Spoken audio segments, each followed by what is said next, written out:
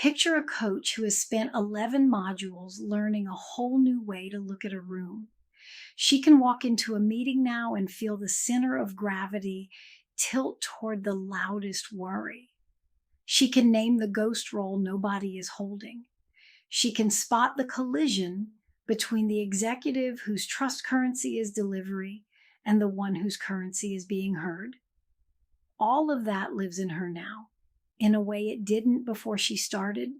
And then comes the natural, slightly anxious question every serious learner asks at this point. Okay, but can I prove it? She needs that answer for herself first. That question is exactly what this final stretch answers. Everything you have built across this course gathers into one piece of work, done in a system you actually carry around in your head. And the standard it is held to is laid out in front of you before you write a single word. There is no hidden bar, no instructor judging by mood, no guessing what we wanted. What I'm going to do in this video is hand you the deliverable plainly, walk each part of it back to the module it grew from, and then make the rubric so concrete that you could grade your own draft. By the end, you'll know precisely what a strong artifact contains, what a thin one looks like, and what counts as missing. Think of this as the moment the curriculum stops being lessons and becomes the rep that shows you the 4 moves are yours now. Let me give you the shape of it. Here is the first decision that makes this assignment different from the case studies you've worked through so far. This time, the team is yours. You are going to do this on a real one, an executive or leadership group you coach right now, one you've coached in the past, or one you've watched closely enough to genuinely read its habits. A team you've sat on counts. A leadership group you've observed from a seat in the room counts. What makes it qualify is that you know how it actually behaves when the pressure rises because you've seen it. I want a real system for a specific reason. A made-up case lets you reason cleanly toward the answer you think we're looking for. A real team resists that. It has texture you can't fully control, contradictions you have to hold, a member who breaks your tidy theory. That friction is where the proof lives. When you can lay out a system you truly know and have it cohere, you've demonstrated the read itself, the live capacity to see a pattern, which goes well past knowing the vocabulary. So as you listen to the rest of this, let one team rise to the surface. Maybe it's already there, the one you wrote a single sentence about back at the very start of the course, the team that keeps doing the thing nobody in it would choose. That's a strong candidate. But if a better one has come to mind in the weeks since, the kind of team whose friction you can feel in your body, take that one instead. The whole capstone hinges on choosing a system you can read closely, so choose well. The deliverable has 3 parts, and you submit them together as one artifact. Let me name all 3 so the whole shape is in front of you. Then we'll go deeper on each. First, the map. This is the system laid out, the members placed, the roles named, the ghost roles surfaced, the center of gravity marked, and at least one formation collision drawn in with each side's trust currency and clock. The map is the picture of what the system is and what it does. Second, the plan. This is one move, a single intervention you would actually offer this team the size of a single conversation, designed to help them metabolize their collision so they can carry it and keep moving. One move with your reasoning for why it fits, what you'd open with, where you expect them to get stuck, and the boundary you'd hold. Third, the reflection. This is the shortest piece, about half a page, on what the formation read showed you that you'd have missed if you'd only watched behavior. The deeper layer surfaced that ordinary observation would have walked right past. Map, plan, reflection, 3 components, 1 artifact on a real and anonymized team. Hold that triad in your head, because everything else in this video either tells you where each part comes from or tells you exactly how good each part needs to be. And notice the shape of it. It mirrors the work itself.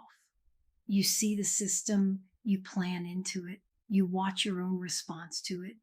The artifact is the practice in miniature. None of these 3 components asks you to invent anything new. Every single one caches in work you've already done, and I want you to feel that, because it changes how this assignment sits in your chest. You are collecting on 11 modules of deposits, calling in capacities you've already built. The map draws on 2 stretches of the course.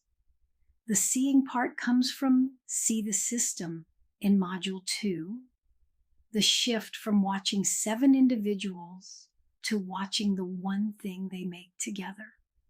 The reading part comes from read the collision, modules 3 through 5, where you learned roles, ghost roles, center of gravity, and how 2 formations crash into each other with their currencies and clocks.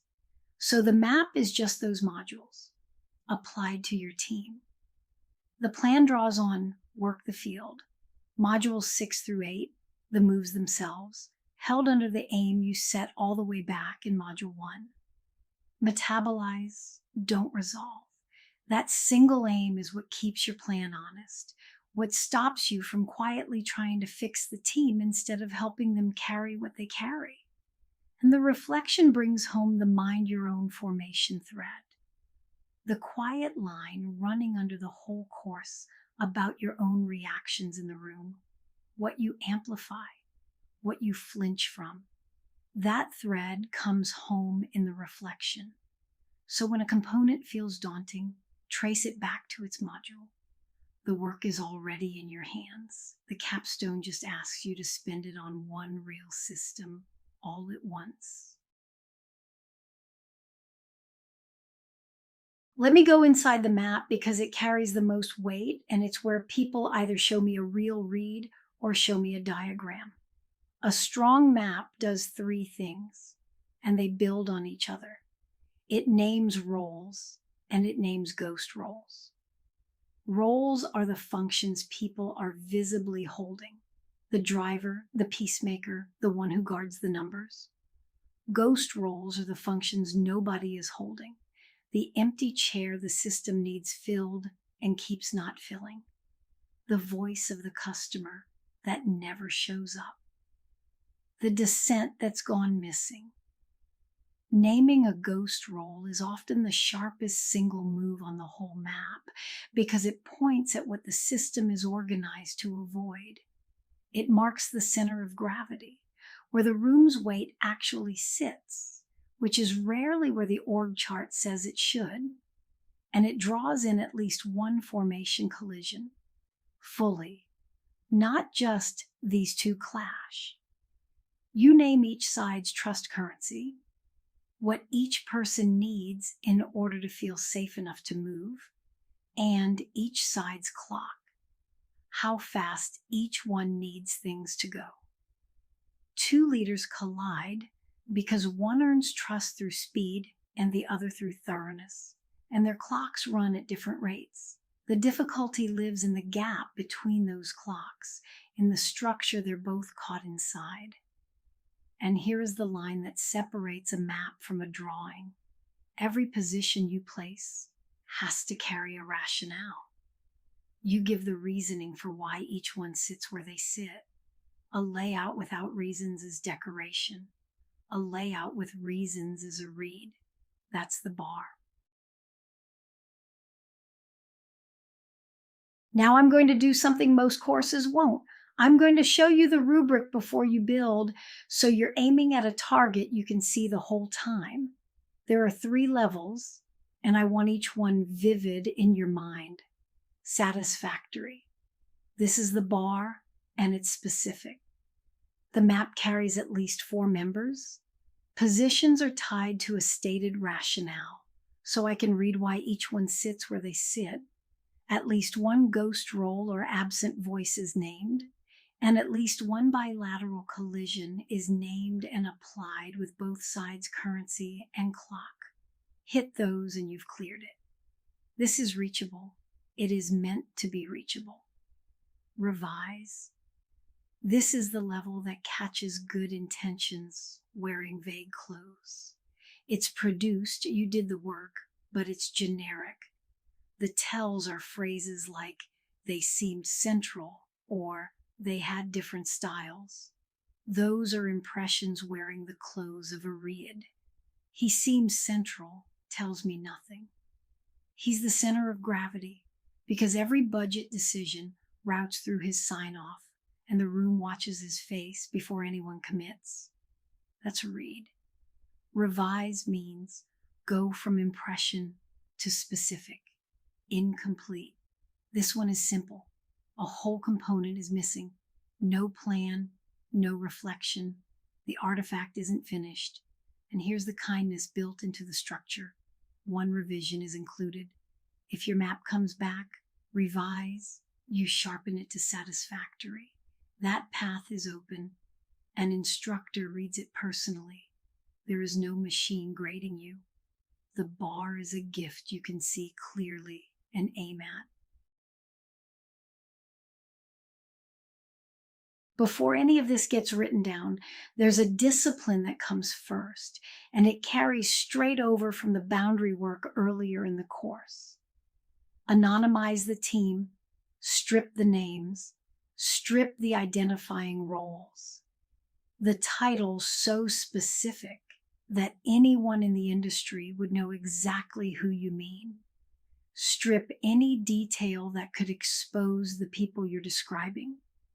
Do this before a single word goes onto the page or into a draft, while it's still the first thing on your mind and well ahead of any final cleanup pass. I'm firm about this because it's easy to treat coursework as a private space where the rules relax. They don't. The executives in your real team never agreed to become a case study. They trusted you with what they showed you.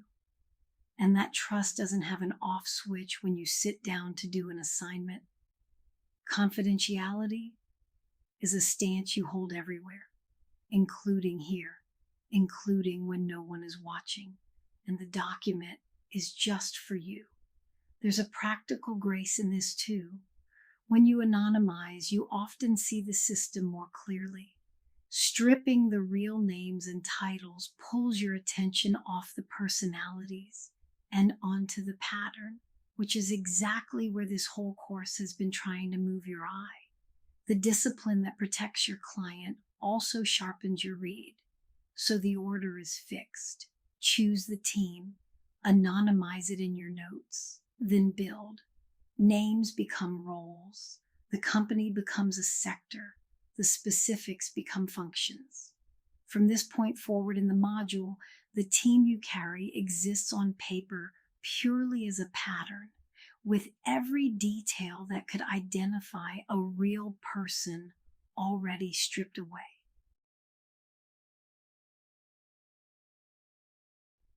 I want to be straight with you about what this artifact proves and what it doesn't, because a clear account of the on-ramp serves you better than a flattering pitch. Mapping is the one method on this entire course that translates fully to solo work. Everything else, standing in the field, working the collision live, holding the room while it moves, needs a room and people in it. But mapping you can do alone, at your desk, on a real system, and have it be the genuine article. That's exactly why this capstone can be an async solo piece of work and still mean something real. You're being asked to do the part that actually carries over to solitary practice. So what your artifact verifies is this: you can see a system, read its collision, and plan a move into it. That's a real demonstrable capacity, and it's a lot. It's the foundation the rest is built on. What it does not claim is that you're ready to run a live constellation in a room full of executives. That depth, facilitating the field in real time, holding the heat while 7 people move through their pattern, is the next door. It has a name: ACGC. I'm telling you that as plain information about where this sits on the path so you can see the larger map. This artifact stands on its own as proof of the read. The live room is the door after it, and you'll know when you're standing in front of it. Here's your one piece of work before the next video. And it's small, but it sets everything that follows, so actually do it. Lock in your system. Name the real executive or leadership team you're going to map for this capstone. The first candidate is the team you wrote a single sentence about at the very start of the course. The one that keeps doing something no member of it would choose. If that team still has its grip on you, that's your team. But if a stronger one has surfaced in the weeks since, a team whose friction you can feel more vividly, take that one instead. Choose the system you can read most closely. Then anonymize it in your own notes, starting now. Names become roles. The company becomes a sector. Identifying details become functions. From here on, even in your private working notes, this team lives as a pattern, and then write one line and keep it somewhere you'll see it. What about this team's friction has been hardest for you to read? Reach for the hardest thing here, the part that resists description, the knot you've never quite been able to name, the dynamic that's always slipped through your fingers. Put it in one honest sentence. Hold on to that line, because here's the quiet promise of this whole module. You're going to answer it differently by the end. The thing you can't read right now is exactly what the map is going to surface. Lock in the team, anonymize it, write the hard line. In the next unit, we sit down together and start building the map itself.